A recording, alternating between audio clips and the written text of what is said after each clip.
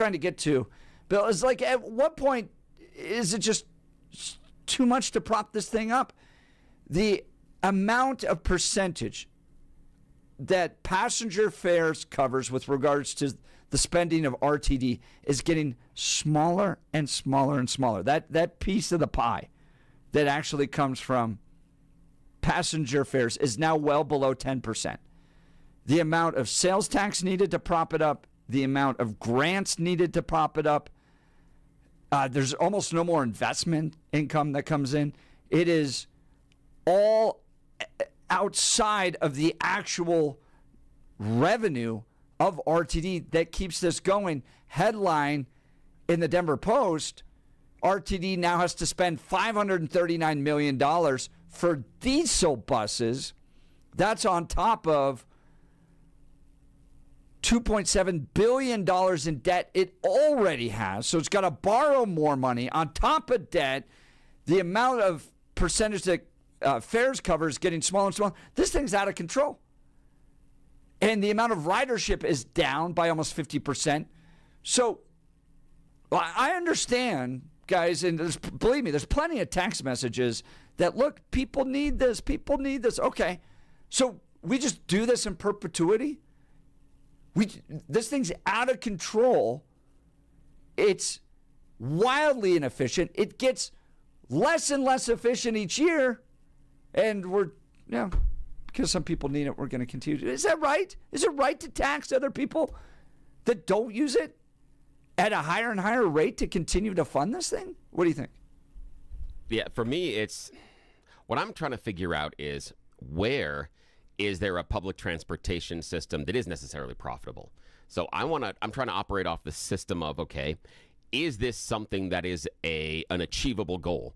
And if it is an achievable goal, who out there, I'm not disagreeing with you that RTD is not profitable at this point. And Amtrak's not. You're right. There's almost nothing out there that is. I'm looking at, it may, and the thing is, it may have to be outside of America. We may have to be looking at things that are international. And here's the other part is, if we cannot find a number of them or any that are profitable, I think then that is the answer. The answer isn't that, hey, this shouldn't exist.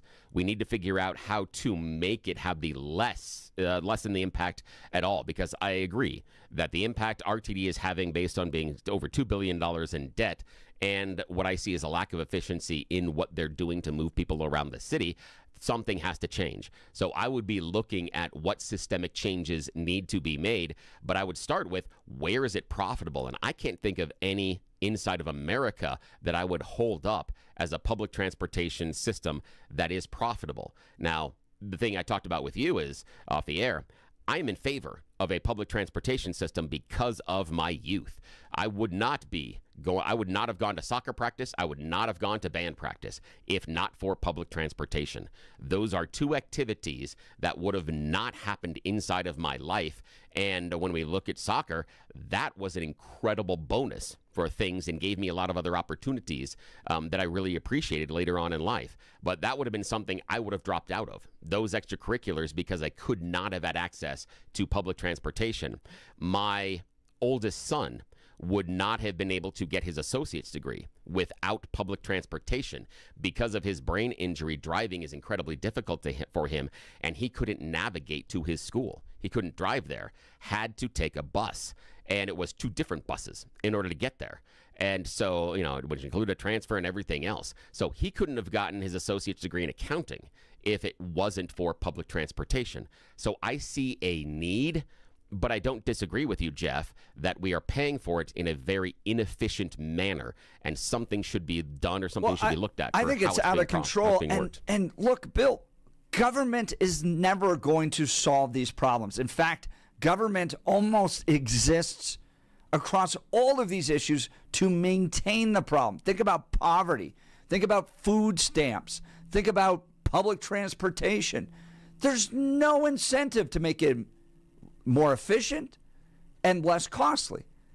In every case, it's almost the exact opposite. And the great interruptions that have taken place that have actually improved our lives come from outside the government.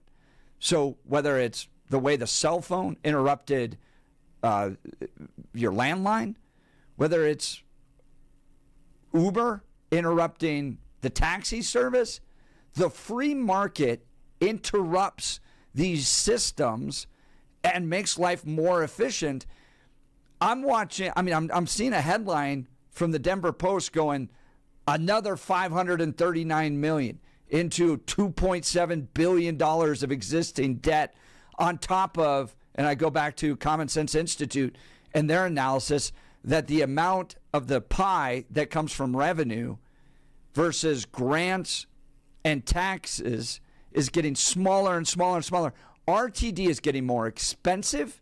It's getting less efficient. And to all those people that are like, well, we just need to have the service. We need to have the service.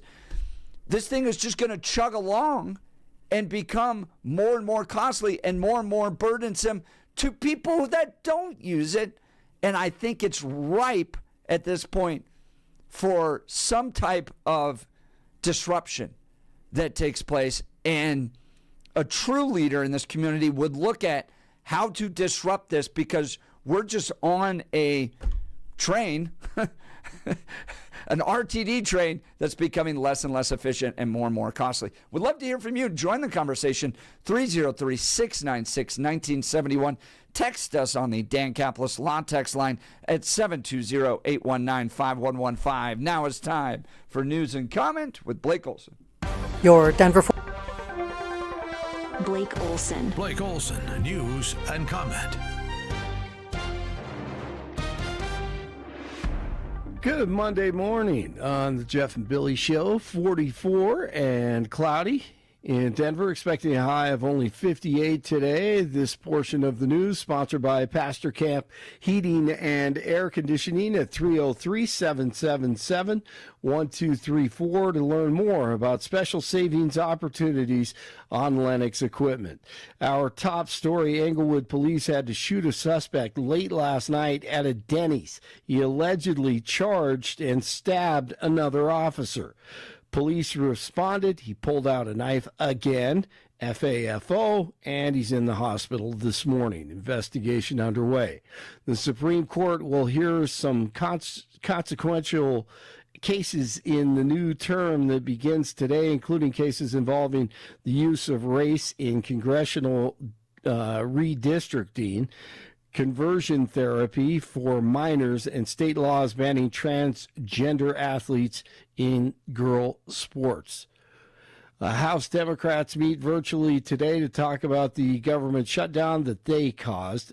Dollar Store Obama uploaded a letter to his website Saturday and said that people will die if the Affordable Care Act tax credits are not renewed.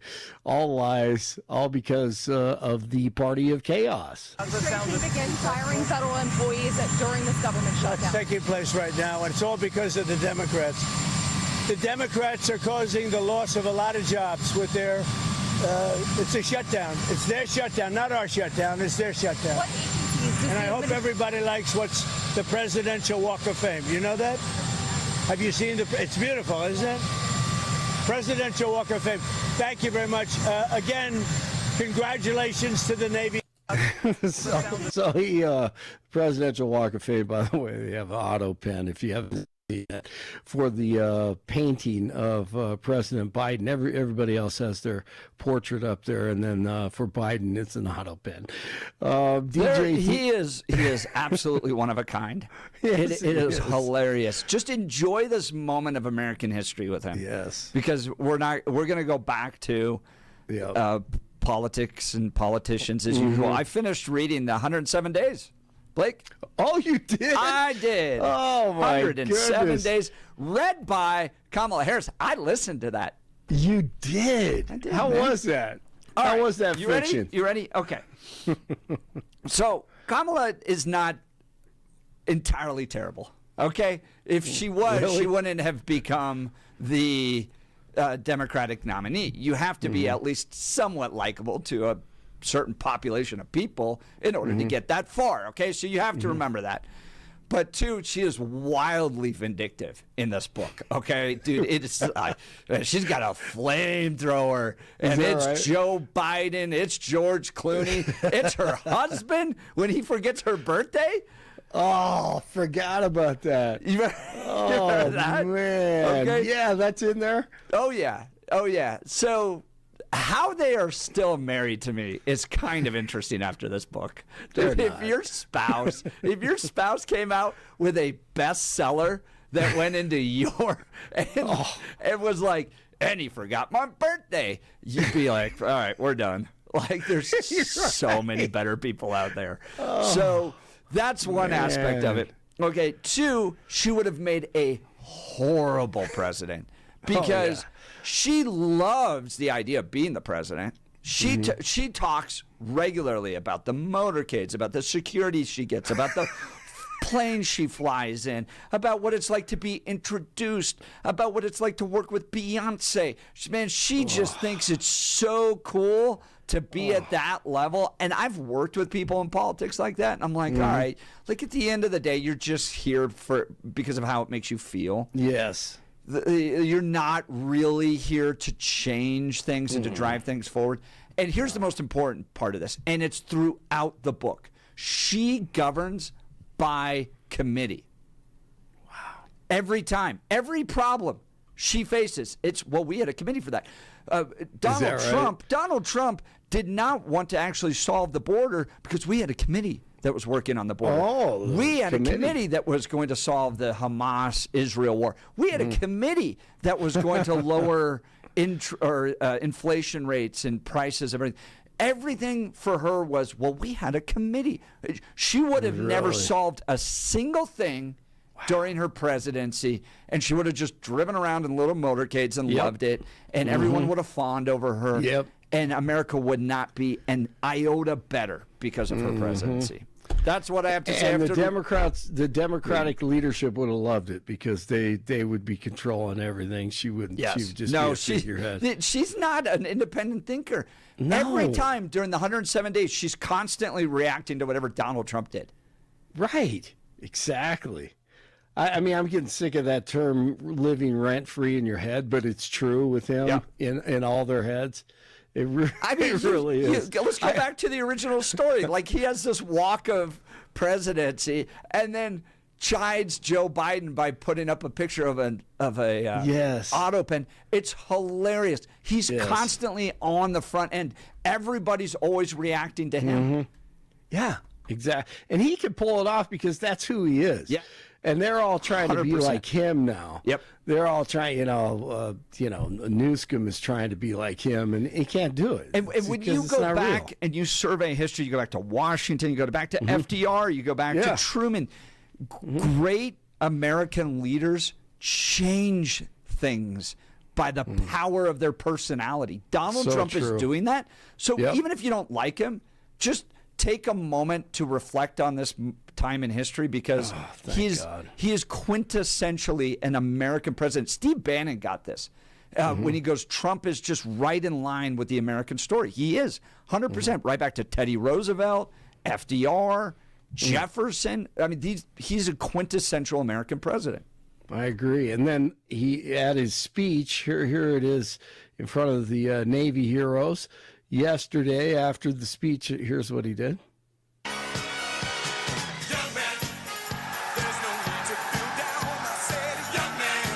That was awesome. So he does a little dance, and they loved it. And then here he is in the speech to the Navy, young men and women. The U.S. Navy always stands for America. As your commander-in-chief, I will always stand for you. I promise you that. You know that. That's why you voted for me in numbers that nobody's ever seen before. And I want you to know that despite the current Democrat-induced shutdown, we will get our service members every last penny. Don't worry about it. Don't worry about it. Don't worry about it. That's awesome. Don't worry about it. We'll take care of you. Make sure that our heroes are paid. The Broncos were down 14 and fought back in the fourth quarter on Sunday against the reigning Super Bowl champions, the Eagles.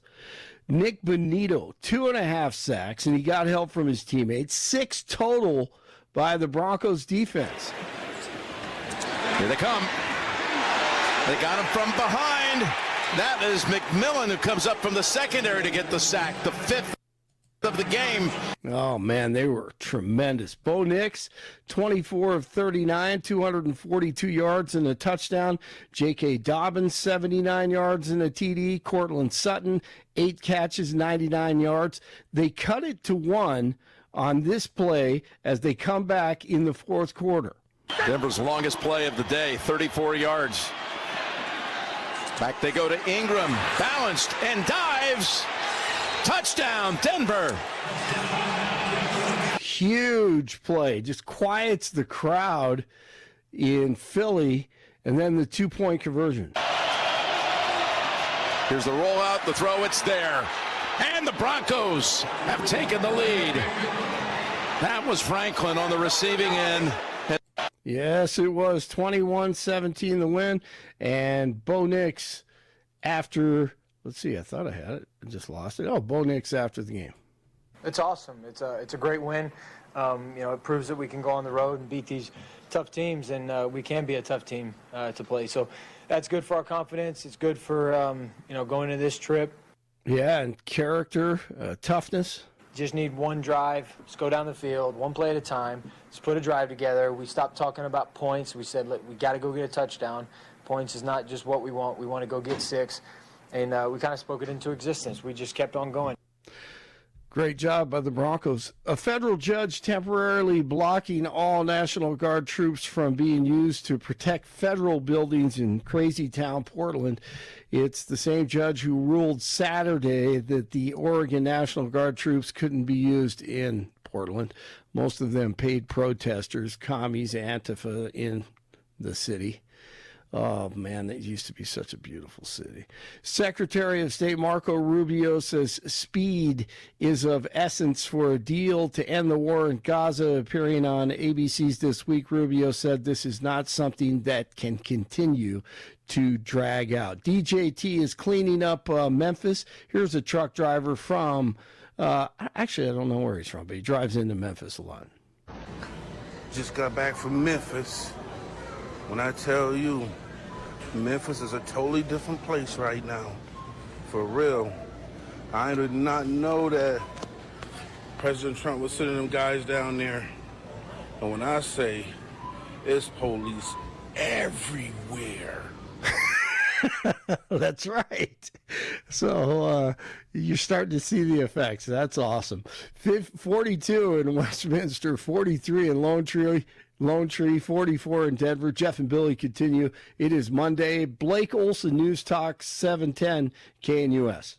Your Denver forecast here on KNUS this early Monday. A few passing clouds this morning. Temperatures around 45 by daybreak. For the rest of your Monday, partly sunny, highs in the upper 60s. Partly cloudy tonight, lows down to 45. Cooler with a chance for showers on Tuesday, highs near 60. Weather brought to you by L&L Heating and Air Conditioning. For quick, trustworthy, and dependable service, call L&L Heating and Air Conditioning at 720-851-1691. Visit them online at bestdenverhvac.com. That's bestdenverhvac.com. You'll be comfortable with L&L. I'm day weather meteorologist Patrice Sutter in the 710 KNUS Weather Center.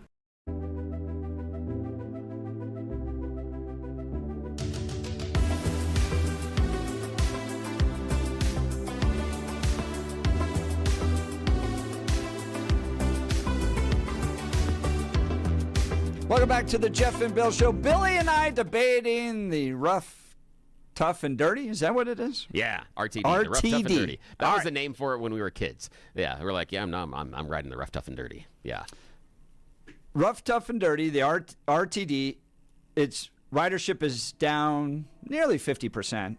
Its costs have gone up, which is amazing. Like, could you imagine having fewer customers and more costs? Yeah.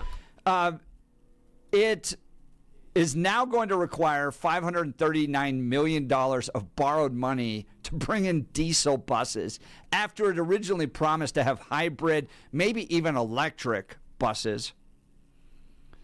It's already $2.7 billion in debt from past projects. Over 70% of the revenue necessary to run this comes from sales taxes that have nothing to do with RTD. And thanks to the good folks over at the Common Sense Institute who have analyzed this over the past few years, the percentage of the revenue that's coming in on the pie chart from passenger fares is getting smaller and smaller and smaller and smaller. So this thing is more propped up than ever before, more expensive than ever before. It serves fewer people than ever before. It is collapsing. This thing is propped up by people that don't even use it. Is it right? Is it fair? Bill, I would propose getting rid of RTD. Ooh, that's entirely. A good question. Just get rid of RTD. Here's why. Yeah. I believe in the American people, and I believe in strong civil societies. If there are needs out there, if there are people that can't get where they need to because of the cost of owning a car or riding a private transportation, Bill, there's plenty of charities that I think could prop up to serve these people. In part, Bill, because of the faith tradition you belong to, the Catholics out there. Man, they're out there helping all the time. They build homeless shelters. They build hospitals. They build pregnancy resource centers. If there's a problem, the Roman Catholics are there to help out. We don't think that the Roman Catholics could figure out a way to help people, particularly poor, disabled people, get where they need to go? I'm sure there'd be people that'd be willing to step up and help. And one, it would be cheaper. Two, it would be a better service. Three, it would be cleaner.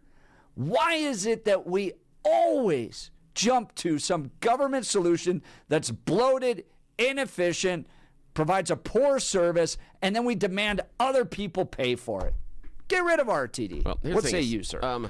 With the Roman Catholics, if we can skip confession and instead drive people around, we're all in. Just saying. If that's it, if we can just, talk to the Pope and just change it, that, like for every transportation that's, every time you take someone one place, that's good for one Hail Mary. I'm driving on the weekends all day. So I'm okay. That's it. That's what we need to do. We've already solved the problem. See, that's it. Yeah, we need some incentive here. That's what we need here. Catholics to the rescue. Yeah, that's the thing for me is, I think that public transportation is needed because there's a segment of society that is not going to have access to, the idea of cars, bikes, other things, or transportation just going to be too far away to make it reasonable. It would be somewhat reasonable for me, based on how far I live away from here, to ride a bike in. It wouldn't always be practical, but it could be reasonable. And what I mean by that is, I'm not a crazy distance away from the station. It would take me a lot more time in the morning for my commute, and that for me is the opportunity cost. I have the bike, and I could make it, but for me, it's the loss of time. Primarily sleep. Early in the morning. That's what's prevented it. I need more sleep. So I'm not getting up early to sacrifice the sleep in order to ride the bike here. The problem, I think, is that with the charity... Well, here's the thing.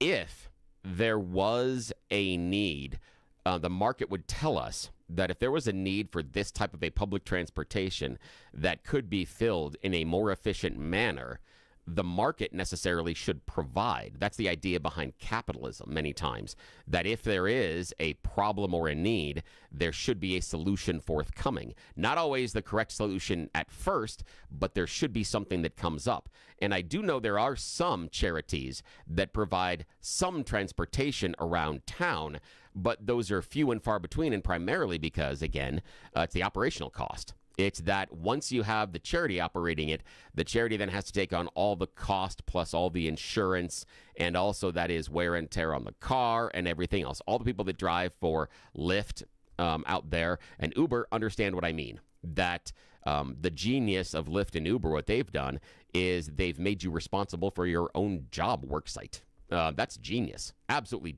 genius for them to be able to do that. So that's the issue, is how efficient can it be? And once you get into subsidies, it's hard to undercut that. It's hard to be able to provide the transportation that is needed for a lower price point. And that's why, for me, it's about fixing the system. I was doing some research during the top of the hour, and Japan seems to have figured this out. Almost not almost, I will say most of the major public transportation systems in Japan are very profitable. Most of them are producing 175% of what they should have. So for what's the revenue costs. secret, Mr. Thorpe? Density.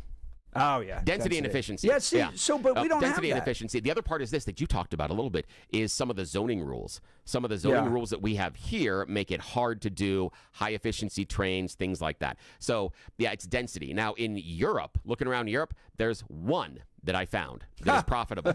And it's not surprising when you think about it, you're like, what could it possibly be? But then when I say it, you're like, oh, of course it is. It's the London Underground. Because of course it is. So because it's moving people around a highly dense, packed city. Very, very, very we're smart. We're not dense. Yeah. So are we just trying to force something upon our communities that's never going to work? Here's the thing. You know what? I think that you've got a lot correct there. Because I think that we are trying to force something on a community that is spread out. And that's why I kind of, again, I hate to go back to it, but go back to last hour, where there might be some real smart ideas that you've had about providing that last mile service or last several mile service for a Waymo or an Accessoride type of thing that comes and picks you up at your house or a short distance from your house and then takes you to an artery where you then get to a bus or a train. When you're wandering up and down the 16th Street Mall, those buses are very efficient. They're great. They come along all the time and they help you get from one end of the mall to the other. But it's because of how quickly they move and how often they come by. Right. So that's part of it as well. One of the problems I've got with the Denver Broncos right now is that we get to the end of a Broncos game and all of a sudden, disaster. the trains, instead of running every 15 minutes, now run every half hour. It's time crazy. In which we've got larger loads. We did that a week ago tonight. Yeah. Me and a buddy went down to the Broncos game, and I hacked the system. Yes, you did. And we will not share it because it is genius, and I'm stealing it. It's very, very smart. It's very smart, but it's that idea of using scooters to also get around some of the problems inside of that train system, and it's incredibly genius. That's why we're not sharing it. But it's very, very smart. The scooters are not publicly subsidized. Those are private. No, they aren't. But they are doing that around DU, as we talked about a couple of possibly, months ago or so. For the last. But here's the problem I have with the idea that if you mentioned if we had just, or if there was a solution to this, it would have shown itself in the private market. RTD's operating budget is nearly $900 million, of which nearly 90% of it is subsidized at this point. So it's not a free marketplace of ideas competing against each other. You have a giant gorilla in the in the equation here that's changing everything and pouring so much money into it. Bottom line, I think RTD is a jobs program. It's like the poverty industrial complex too. We're taxing a ton of other people under the guise of providing services when, in fact, we're not really providing services. We're employing people in that industry, whether it's public transportation or poverty alleviation, and there's no real incentive to solve the problem. I mean, what's the incentive right now to stop the government from funding RTD? They're just going to take out another loan. It's $539 million this year. We're already $2.7 billion in debt.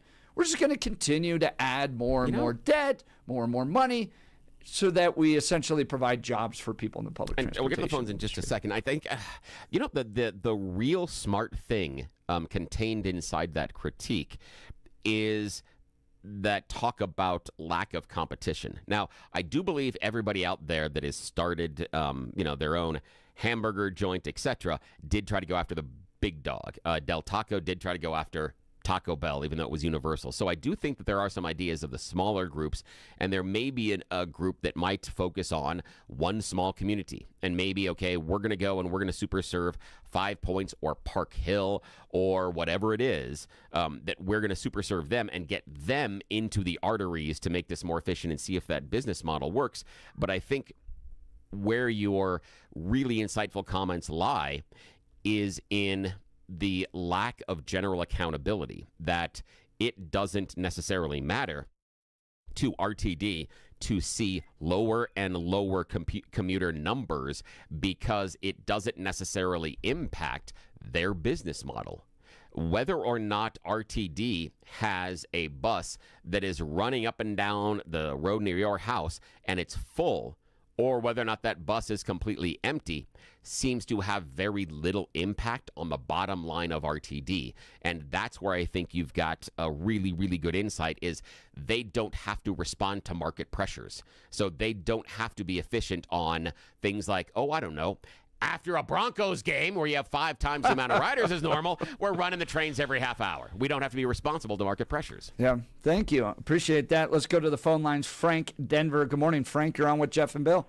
You know, first I want to congratulate you for taking on a topic that I've been observing for 20 or 30 years, the absurdity of it. You've got a local expert on your radio staff, John Caldera. If you could wake him up by 8 o'clock. No, it's not noon yet. But in the first solution I would have is to ask Billy to go to ChatGPT and ask the question, what is the solution for public transportation in Denver, Colorado? And maybe you could do that while we're talking.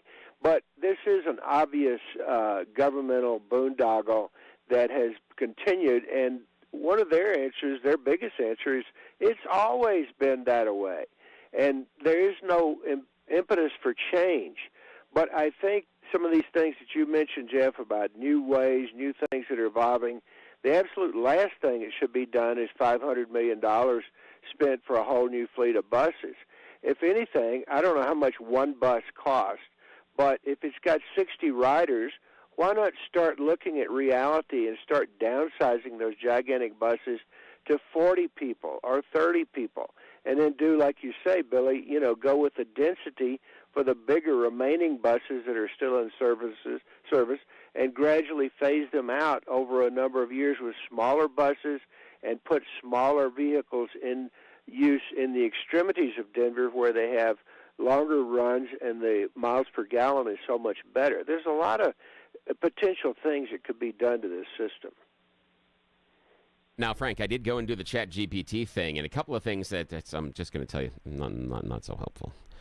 They kind of looking at it as a loss as well. One of the things that they did talk about is something Jeff and I had suggested, expanding the bus priority network. But what that means is, again, they're talking about super serving those heavy traveled lines and making them plays a factor. Yep, exactly. And so serve the dense areas more often and decrease the frequency of the lower demand offerings. So if there's not a lot of people that are traveling, say, out in Aurora near 6th Avenue, then you decrease that bus line, but you increase the buses that are traveling downtown. So that's part of it. The other one that is very interesting, and I appreciate ChatGPT for throwing this one out there, is expand safety and security. The idea of making sure that those buses are a better ride.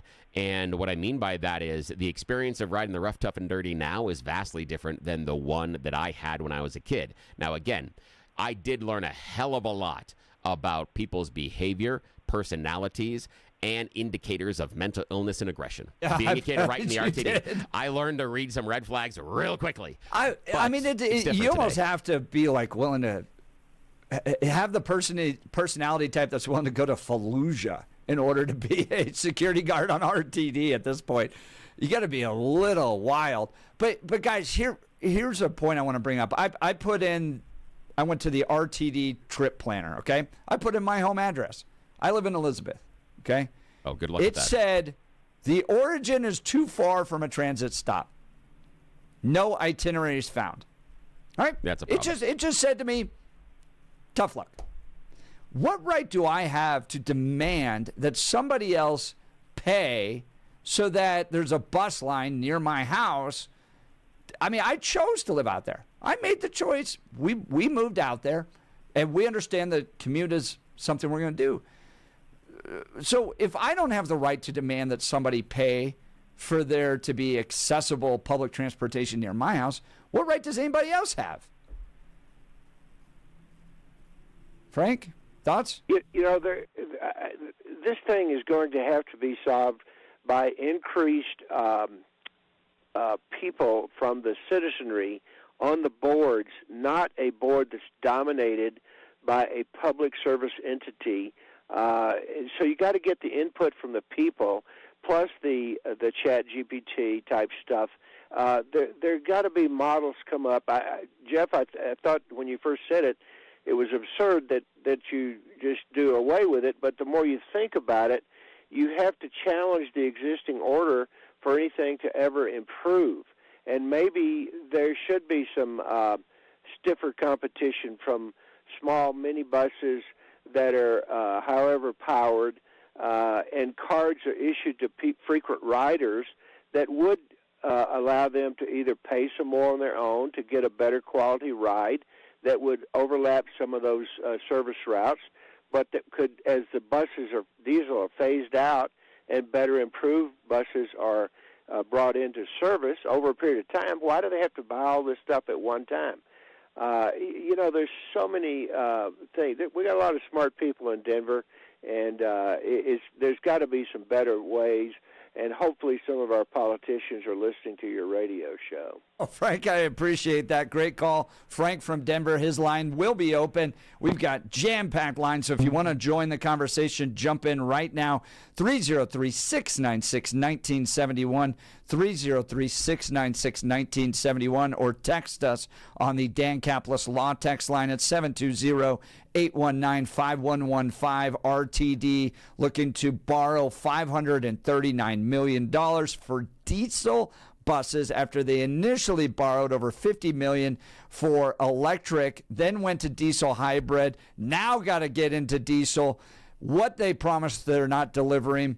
They're already $2.7 billion in debt. Over 70% of the revenue necessary to run RTD comes from sales tax from you, even when you don't use RTD. If you buy anything like a cheeseburger, a portion of that's going to RTD. The percentage of operating revenue that comes directly from fares is getting smaller and smaller and smaller. My argument, RTD is just becoming a jobs program for people in public transportation. It doesn't actually serve the people. It needs to be scrapped altogether. Am I wrong? Give us a call. You're listening to The Jeff and Bill Show. This is Denver's Talk Leader, News Talk 710 KNUS.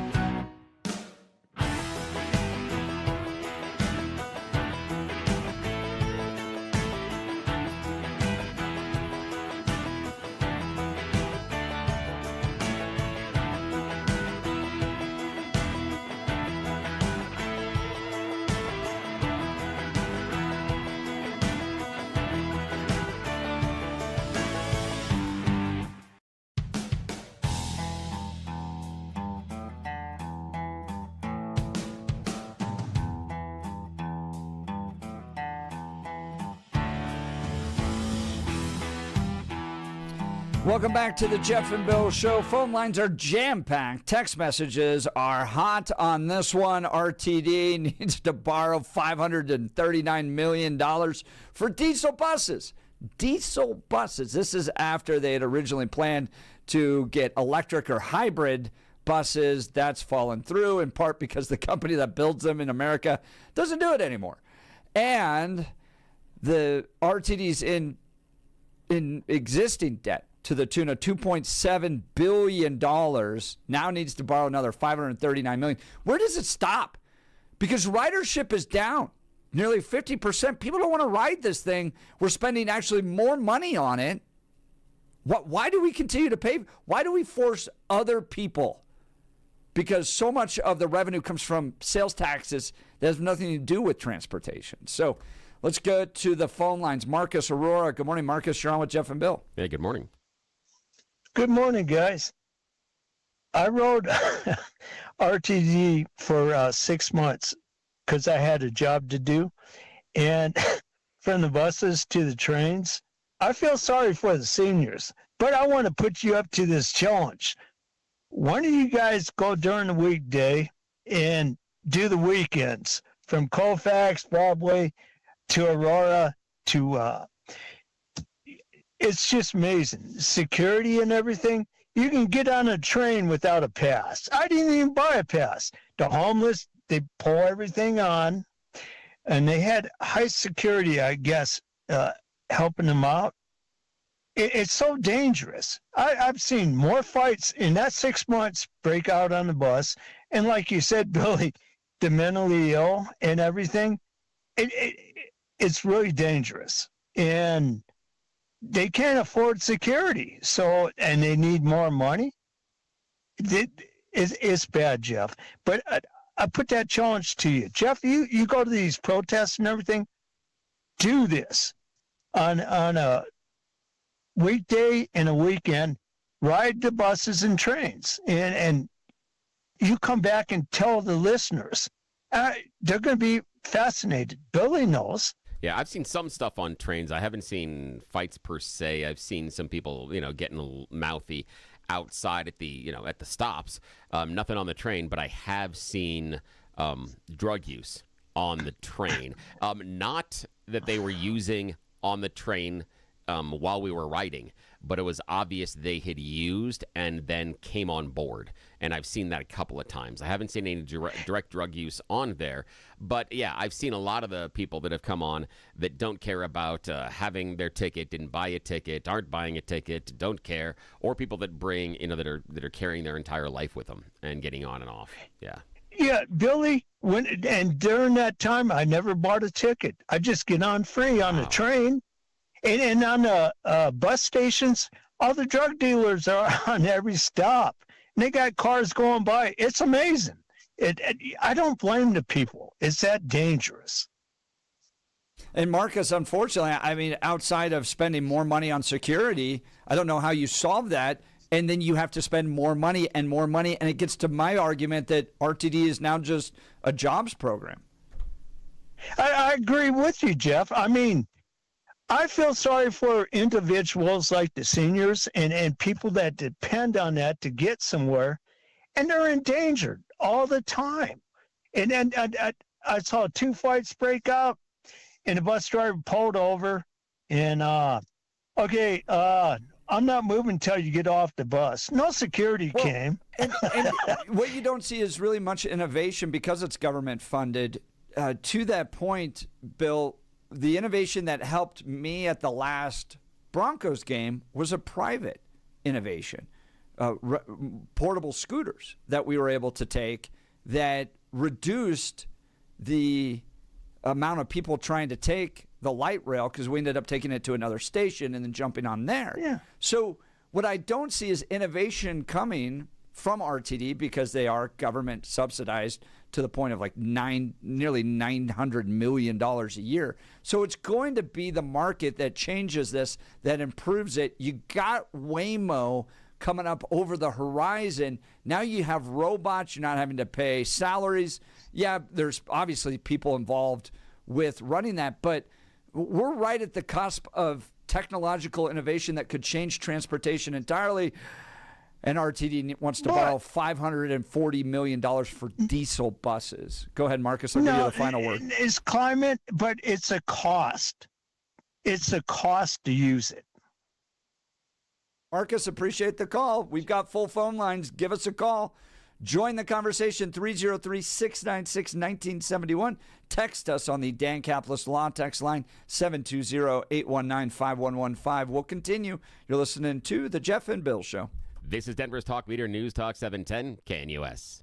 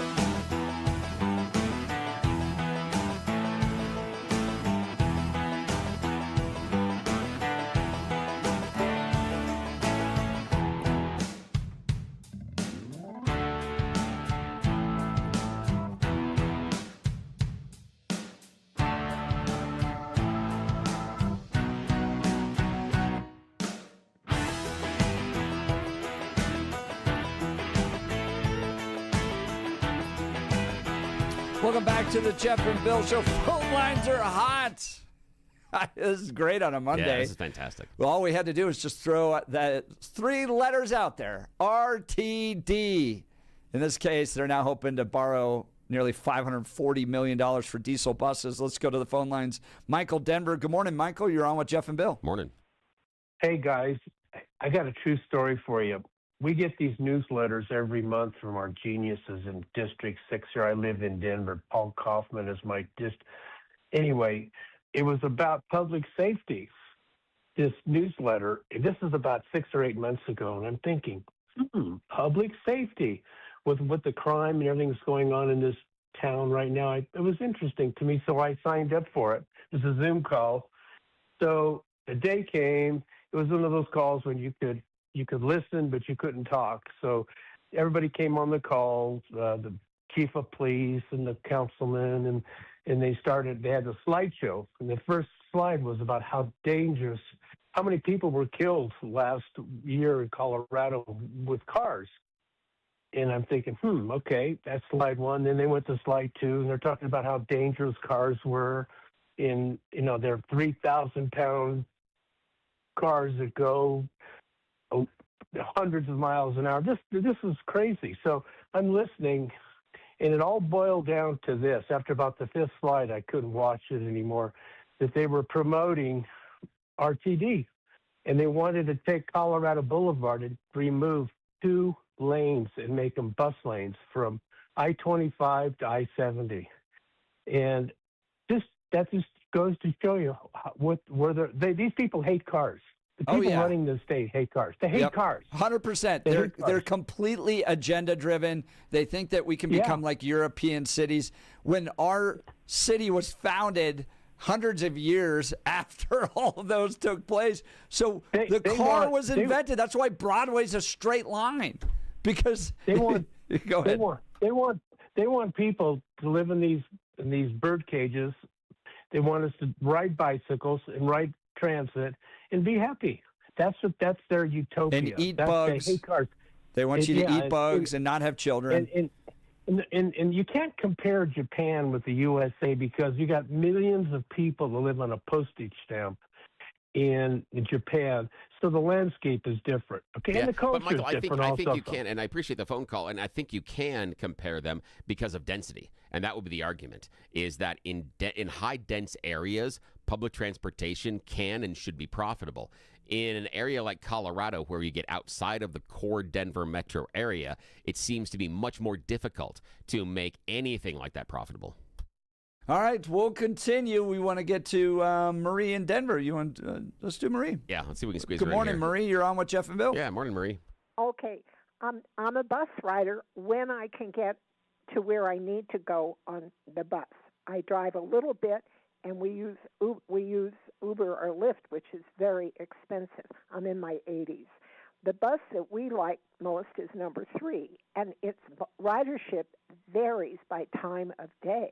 Ooh, Marie, here, hang on a sec. We want to pick that up about the varying ridership on the 3. Oh, Marie, I just hung up on you. Damn it. That's a good job way to start on the Monday.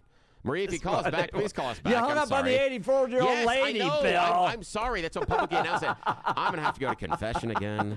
Or just drive Marie around. Yeah, it Marie, works. please call back. I'm so sorry. To the Jeff and Bill Wrong show. button. This is KNUS. Really? This is a Monday.